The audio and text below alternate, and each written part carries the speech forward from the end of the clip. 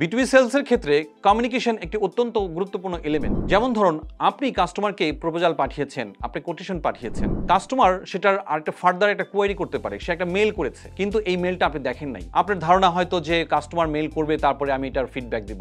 কয়েকদিন যাওয়ার পর যখন কাস্টমার এক্সপেক্ট করছে আপনার কাছ থেকে একটা ফিরতি মেল, আপনি কিন্তু সেই মেলটা দিতে পারেন নাই, ইভেন চেক করেন নাই যে আপনার মেলটা হয়তো আপনার জাঙ্ক মেলে পড়ে আছে। কাস্টমারকে মেল করার পরই ইমেল এর ইনবক্স চেক করতে হবে, তারপরে স্প্যাম বক্সটা চেক করতে হবে, জাঙ্ক মেলের বক্সটা চেক করতে হবে, এবং বারবার করে এটা আমাদেরকে দেখতে হবে যে কাস্টমার ওখান থেকে কোনো ফিডব্যাক এসছে কিনা। অথবা কাস্টমারকে আমরা ছোট একটা ফোন কলও করতে পারি এটা ফলো আপের জন্য, যে মেলটা উনি পাঠানোর কথা ছিল পাঠিয়েছেন কিনা। আমরা যখন কাস্টমারকে ফোন কল করে বা হোয়াটসঅ্যাপ করে ফলো আপ করবো, তখন হয়তো এমন হতে পারে যে কাস্টমার আসলে নিজেই উনি ভুলে গেছেন, হয়তো একটা মেল পাঠানোর কথা ছিল, উনি ওনার আউটবক্সে গিয়ে সেটা জমা হয়ে আছে, বা আমরা ফলো আপ নিতে পারি যে এই মেলটা উনি করেছেন কিনা। অথবা আমরা কাস্টমারকে ওনার অফিসেও সরাসরি যেতে পারি দেখা করার জন্য, অথবা ওই মেলের পর আরেকটা মেল দিতে পারি যে আপনি আরও কিছু জানতে চান কিনা, আমরা কোনো ডেমো দেখাবো কিনা, বা অন্য কোনো ব্রিশিয়ার দরকার আছে কিনা, warranty policy, guarantee policy, after sale service, সমস্ত বিষয়গুলো আমরা ইন ডিটেলে দিতে পারি, সো দ্যাট কাস্টমার এই সমস্ত ইনফরমেশন উপর বেস করে